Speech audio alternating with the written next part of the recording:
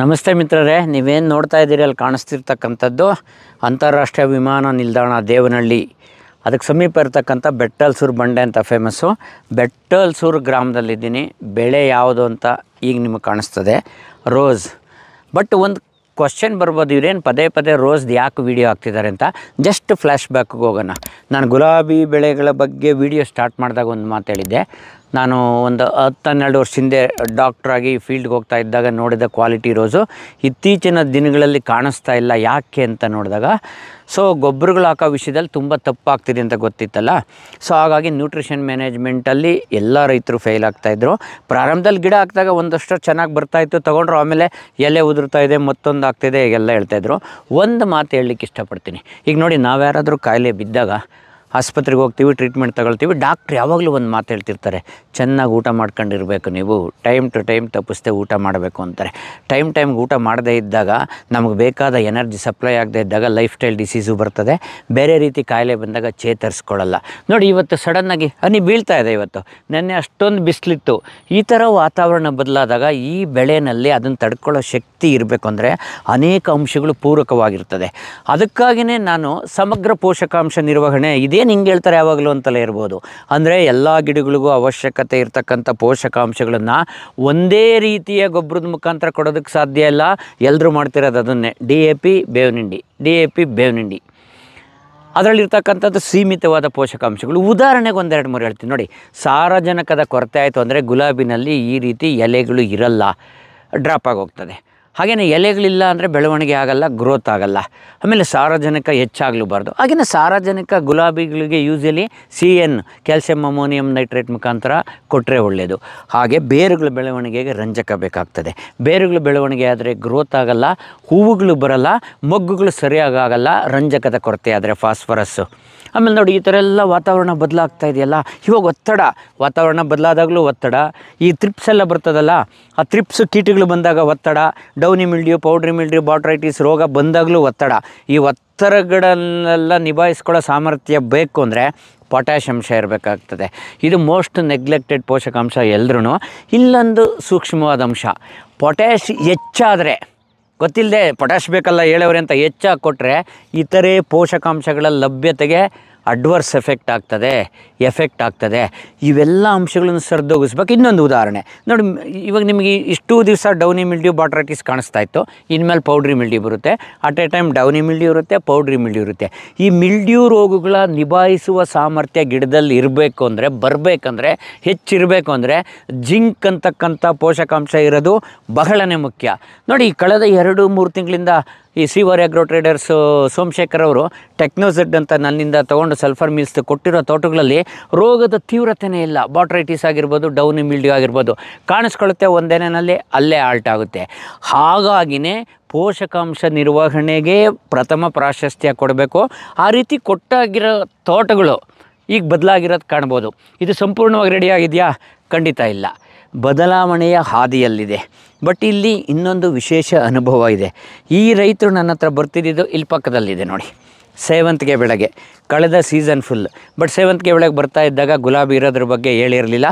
ಹೀಗೆ ನನ್ನ ಶಾಪ್ಗೆ ಅವರು ಬರ್ತಾ ಇದ್ದಾಗ ಔಷಧಿಗೆ ಗುಲಾಬಿ ಬೆಳೆ ರೈತರು ಬರ್ತಿದ್ದು ನೋಡಿ, ಅವರು ಹೇಳಿದ್ರು ನಮ್ಮದು ಇದೆ, ಎಲೆ ಉದುರೋಗ್ಬಿಟ್ಟಿದೆ, ಕಿತ್ತಾಕಬೇಕು ಅಂತ ಹೇಳ್ತಿದ್ರು. ಇದು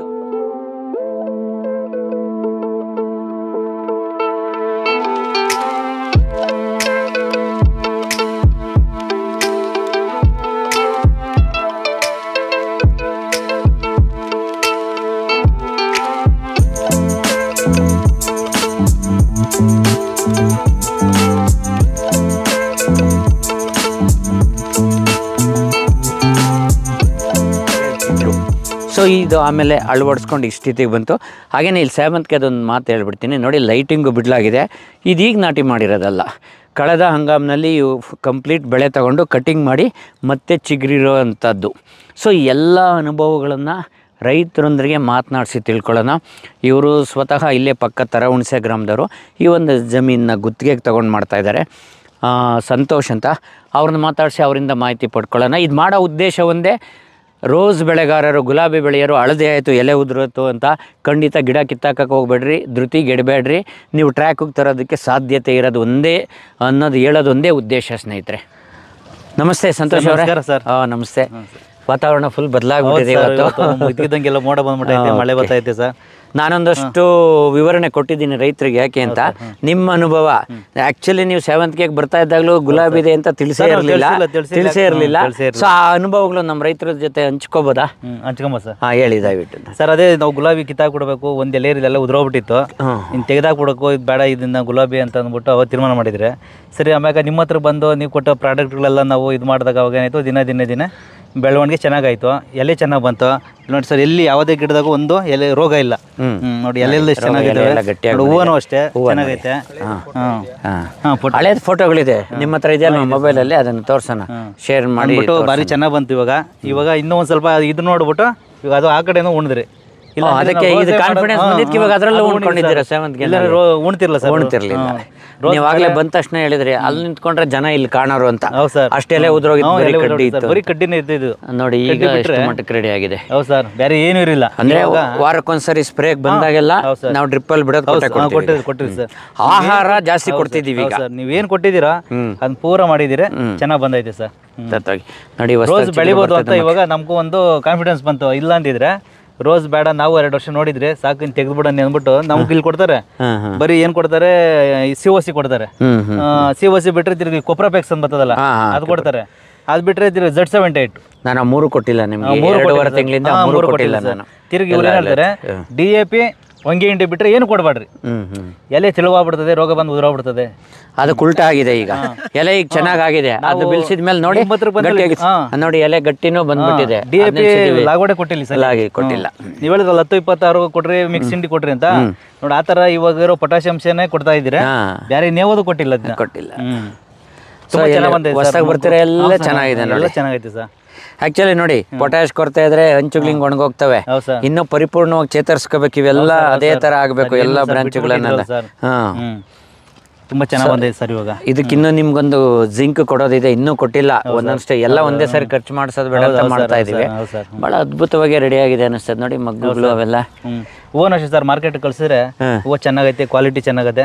ದಿವಸ ಬಿಟ್ಟು ದಿವಸ ಕೇಳ್ತೀರಾ? ಇಲ್ಲ ಸರ್, 2 ದಿವಸಕ್ಕೊಂದ್ಸಲಿ. 2 ದಿವಸಕ್ಕೊಂದ್ಸರಿ. ಎಷ್ಟು ಹೂವು ಸಿಗ್ತಾ ಇದೆ ಈಗ? ಈಗ ಒಂದು 60-70 kg ಸಿಗ್ತದೆ. ಓಕೆ. ಹೂವು ತೋಟ ಕ್ಲೀನ್ ಬಂದ್ಬಿಟ್ರೆ ಒಂದು 200 kg 250 kg ಹೂವು ಕೊಯ್ತೆ ಸರ್. ನಿಮ್ಗೆ ನಂಬಿಕೆ ಇದೆ ಅದು? ಐತೆ ಸರ್, ಈ ತರ ರೆಡಿ ಆದ್ರೆ ಖಂಡಿತ 250 kg ಕೊಯ್ತೆ ಸರ್.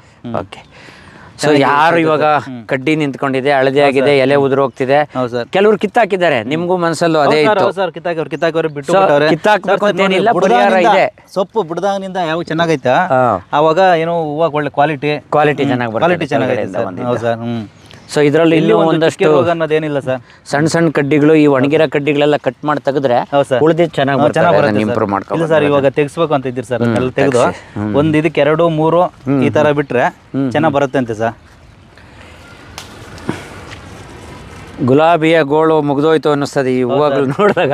ಚೆನ್ನಾಗಿ ಬರ್ತಾ ಇದೆ ನೋಡಿ, ಹೆಂಗ್ ಸೈಜ್ ಎಷ್ಟು ಚೆನ್ನಾಗಿ ಬರ್ತದೆ ನೋಡಿ, ಎಷ್ಟು ದಳಗಳಿದೆ. ಮಾರ್ಕೆಟ್ ಕಳ್ಸಿರು ಮುಂಚೆ ಹೂವು ಕಳ್ಸಿದಾಗ ಏನಪ್ಪ ಹೂವು ಈ ತರ ಐತೆ, ಒಂದ್ ಸ್ವಲ್ಪ ರೆಡಿ ಮಾಡ್ರಿ ಅಂದ್ರು. ಇವಾಗ ಹೂವು ಭಾರಿ ಚೆನ್ನಾಗೈತೆ ಅಂತ ಫೋನ್ ಮಾಡಿ ಹೇಳ್ತಾರೆ ಸರ್ ಮಂಡಿಯವರು. ಸ್ನೇಹಿತರೆ, ಇದೇನೆ ಅಗತ್ಯವಿರೋ ಪೋಷಕಾಂಶಗಳನ್ನ ಕೊಡ್ತಾ ಬರಬೇಕು. ಯೂಸಲಿ ಒಂದು ಹಿಂಟ್ ಹೇಳಿದೆ ನಿಮಗೆ,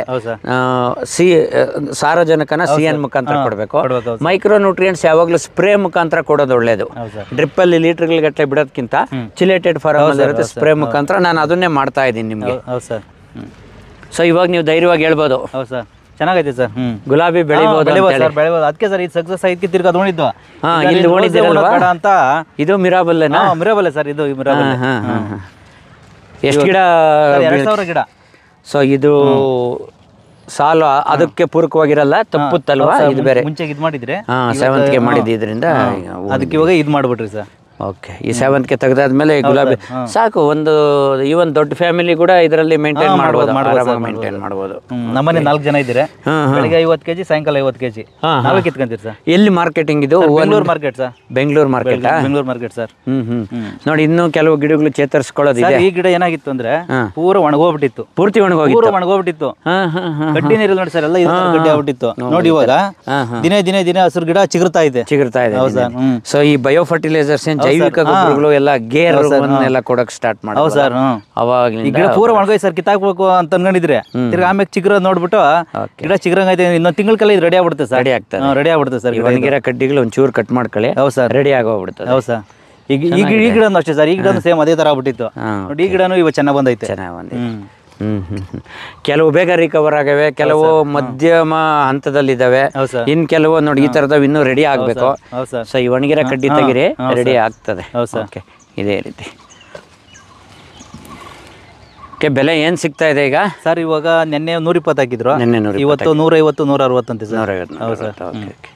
ಅವ್ರು ನಾವೇನು ಹೂವು ಕಳಿಸಿದ್ರೆ ಬೆಳಗ್ಗೆ ಒಂದು 10 ಗಂಟೆಗೆ ಮೆಸೇಜ್ ಕಳಿಸ್ಬಿಡ್ತಾರೆ ಸರ್. ಓಕೆ ಓಕೆ, ನಿಜವಾಗ್ಲೂ ಕ್ವಾಲಿಟಿ, ನಿಜವಾಗ್ಲೂ ಈ ಗಿಡ ನೋಡಿದಾಗ ಇನ್ನೂ ರಿಕವರ್ ಆಗಬೇಕು ಅನ್ಸುತ್ತೆ.